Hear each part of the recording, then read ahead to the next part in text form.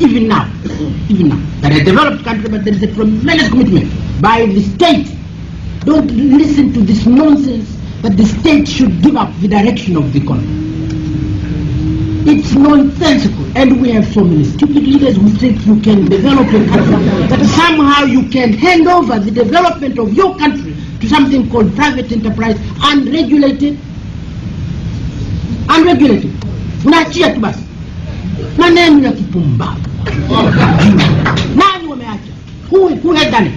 The Japanese have not done it, the British have not done it, the Germans have not done it. They will be meeting in Halifax in June. They will be meeting in Halifax. What for? To drink tea? What do you think they're going to meet to do in Halifax? The big seven are going to meet in Halifax to do what? To discuss how to control the economy. It's not a meeting of bankers. It's a meeting of presidents and prime ministers on the economy. And this ignorant people in Africa are being deceived.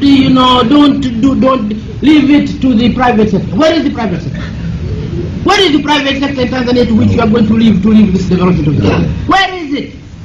It needs nothing. It needs nothing before you can have it. Is it? So you nurse it. This is what the Asian countries have done.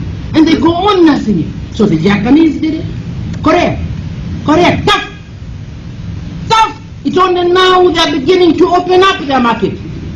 How do you open up your market to big competitors when you have no power to compete with big competitors?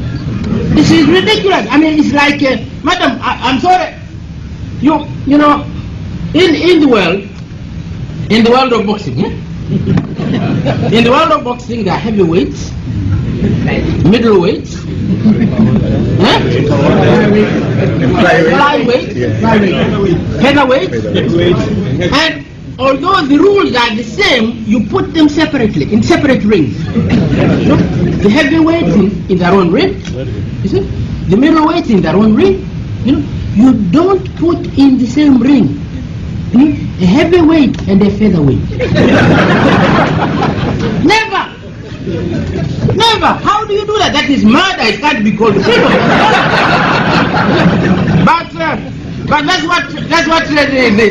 what the big seven are telling us to do. That Germany and Burkina Faso should get in the same ring.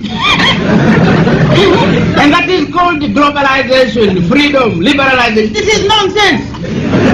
This is absolute nonsense. You protect the weak until they become strong before they can compete. Always. This is the rule.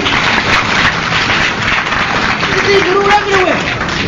But our leaders, even if we tell them that, they dare not argue. They can't argue. You can't say no.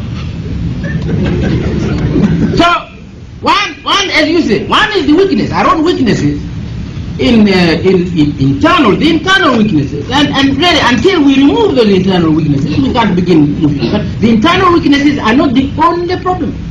The problem is this pressure from the rich that we should open up our markets for competition. I'm told we have opened now here for banking, for instance. Banking. Now Tanzania banking to compete with the European and North American banking? This is nonsensical.